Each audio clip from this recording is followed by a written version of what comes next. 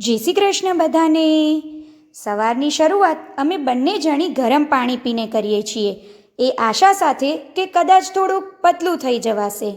ખેર, પતલું થવાશે કે નહીં એ તો બીજા નંબરની વસ્તુ છે, પણ હેલ્થ ચોક્કસ સારી રહેશે. એટલે રોજ સવારે અમે બંને જણી આ નવસેકું પાણી પીએ છીએ. નવસેકા પાણીમાં 1 ચમચી મધ અને થોડુંક લીંબુ નીચવી નાખીએ, જે હેલ્થને વધારે બેનિફિટ આપે છે. બસ સૌથી પહેલાં આ ગરમ પાણી પીવાનું કામ કરીએ અને પછી ઘરના બીજા કામ. ઘરના કામમાંથી પરવાર્યા જ ત્યાં જ શેરીમાં ભીંડા વેચાવા આવ્યા.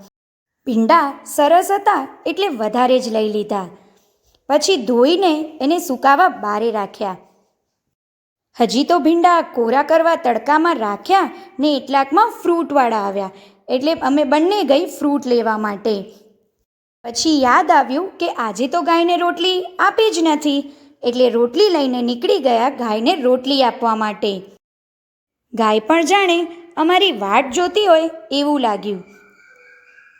રિટર્નમાં થોડીક વાર બેસી ગયા ફ્રેન્ડ સાથે વાતો કરવા માટે. એ કામ કરતી હતી અને અમે એને વાતો કરાવતા હતા. કેટલા દિવસથી અમારી વાતો નથી થઈ, એટલે એ જ કોટો પૂરો કરવા ત્યાં બેસી ગયા. થોડી વાર પછી ઘરે આવ્યા ત્યાં સુધી કપડાં પણ સુકાઈ ગયા હતા, એટલે લીધા બધા કપડાં. આજે તડકો સરસ હતો એટલે કપડાં બી જલ્દી સુકાઈ ગયા, તો બધા કપડાં લઈને રાખી દીધા એને ઘરમાં. આજે છોકરાઓની ડિમાન્ડ હતી કે સ્કૂલથી પાછા આવીએ ત્યારે રોટલીનો પાકવાળો લાડવો બનાવજો, એટલે એ જ બનાવવા લાગી ગયા.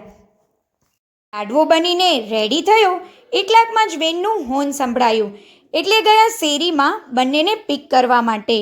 બંને સ્કૂલથી આવે ત્યારે એટલા થાકેલા હોય જાણે કેટલું બધું કામ કરીને આવતા હોય. આટલી વાર ઘર એકદમ શાંત શાંત લાગતું હતું, હવે ઘર ગાજવા લાગશે. બંને મસ્તીખોરની મસ્તી ચાલુ થઈ જશે.